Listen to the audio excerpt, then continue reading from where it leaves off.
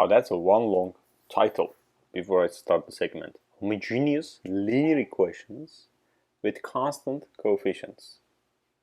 So let's look at this word by word before I talk about how to solve these equations. It's homogeneous. The right hand side is 0. It's linear. We know what a linear is. Well, it's a differential equation with constant coefficients. So the coefficients in front of these linear equation must be constant, okay, such as a real number. All right. What I mean is an yn plus an minus 1 yn minus 1 all the way to a1 y prime plus a0 y is equal to 0. Okay, so what I am saying over here is a1, a2, all the way an are real constants. Okay, so these are real constants. The only requirement is an should not be 0. We talked about this for unique and existence of a solution, right? So these are real constants. So what do I mean by real constants? A1 can be 1, minus 1, 5, 1,278,717. Okay, I made that up. So you can see the point though, okay? So you have multiple real numbers that you can insert over here, but you cannot insert sine of x, cosine of x, x squared, x, etc. Okay? So this particular session focuses on that, right? So if this is the case, all of the solutions will be exponential. Okay, but I don't mean only real, but also complex as well. Okay, so this can be complex numbers. So I'm not saying that these will be real numbers. And if you remember this y prime plus a y is equal to 0, this is a homogeneous first order. We went through this. If you go back to know your my videos, you will see this e to the minus ax was the solution to that. So you can see this is an exponential function, right? And so I will take this similar approach over here. What I will do is I will take y is equal to e to the power of mx. M is what I'm interested in, right? Again, I want to just highlight in here, this can be real or complex. There is no requirement that it needs to be a real number, okay? I will do the approach that I did in the reduction of order. That was the reason why I showed you all the detailed mathematical approaches, so it will be very similar. I will go back to my equation over here and I will insert things and see what happens. So first, what I'm going to do is I'm going to look at the second order differential equations. Why am I avoiding the higher order differentials? I'm just going to look at the second order differential equations? No, not really. I will start with the second order, then I will look at the higher order differential equations as well.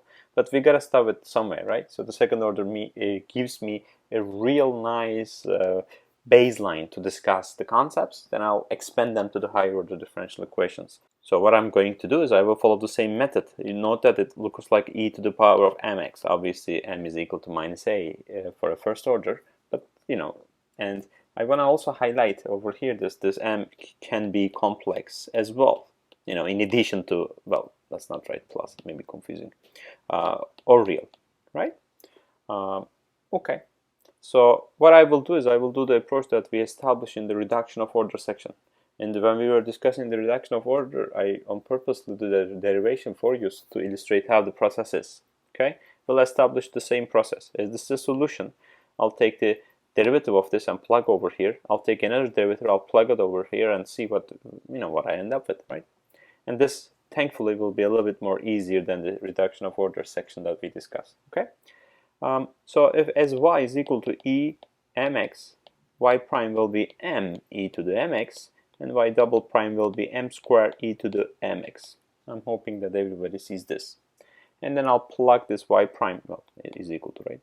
So I'll plug this over here to bam. I'll plug this over here to bam.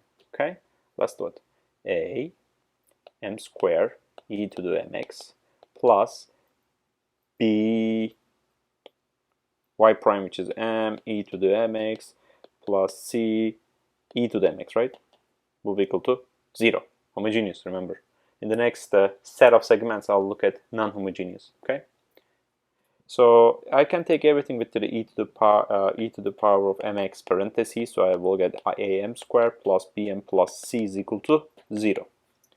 So right there and then, I get myself e to the power of mx is equal to 0, right? So basically what this means is I get myself the solution y is equal to 0. And we had a special name for this, if you remember. we call this trivial solution. It is a solution, it is fine, but simply this is the low-hanging fruit. I'm going to look at the other one as well. I will look at this one, all right?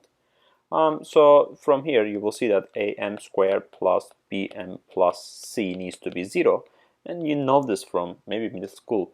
M1 comma 2 will be minus b plus minus square root of b squared minus 4ac divided by 2a. This was the formula that we know for a long time now, and this came in handy real nicely, right? And you should remember this. Depending on how this looks, I will have 3 separate cases. Okay, one of the cases will be so basically I'm talking about the square root, right? So that will change this is the name of the game, because depending on if this is a positive value, then I will get a real, right? And if this is equal to 0, I'll talk about it, right? I'll get minus b divided by 2a. And what about b squared minus 4ac is equal to the negative number? Am I going to ignore it? Nope, I'm not gonna. I will illustrate how to approach that as well. Okay, so those are my 3 special cases that I will look at. So I'll look at them one by one. Let's start with the first one, which is b squared minus 4ac is larger than 0. Okay, so that means that my m1 comma 2 will be a real set of numbers, right? So from here you will get yourself y, which is the solution, will be c1 e to the m1x plus c2 e to the m2x, right? So m1 and m2 are solutions, so I go back basically and I insert this m1 and m2 to here. Why did I multiply by c1 and c2? Because I'm interested in general solution. The fundamental set is e to the m1x. This is the fundamental set, these two. And then I multiply by this so I can get myself a nice general solution to work with. Okay? So this is one of 3. Let's go to the next one. Let's go to the second one. The second one, I will do this. b squared minus 4ac will be equal to 0. So from here, you will see that I will get myself actually real, right? Because you see up here, if this is 0 minus b by 2a, right? I will get m1 is equal to m2, right? Okay?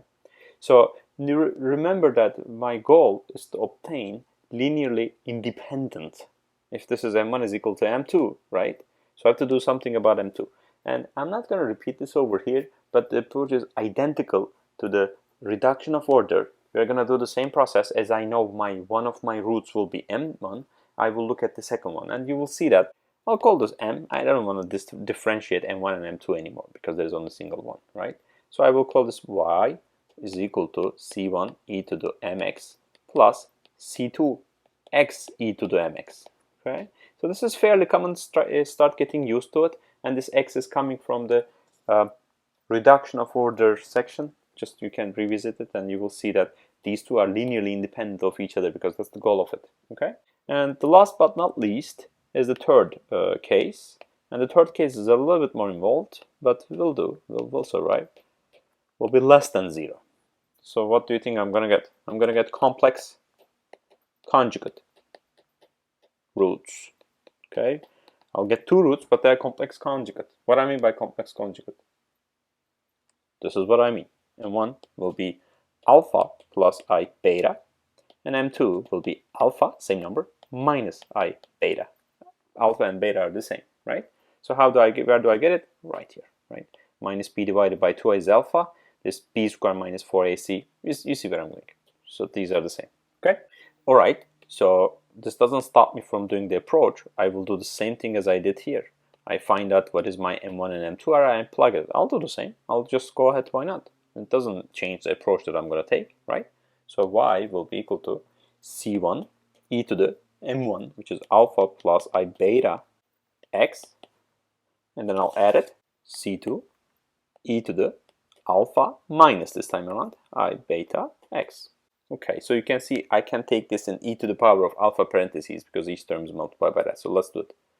I will get myself e to the alpha x parentheses of c1 e to the I beta x plus c2 e to the minus I beta x. I simply copy paste from the up.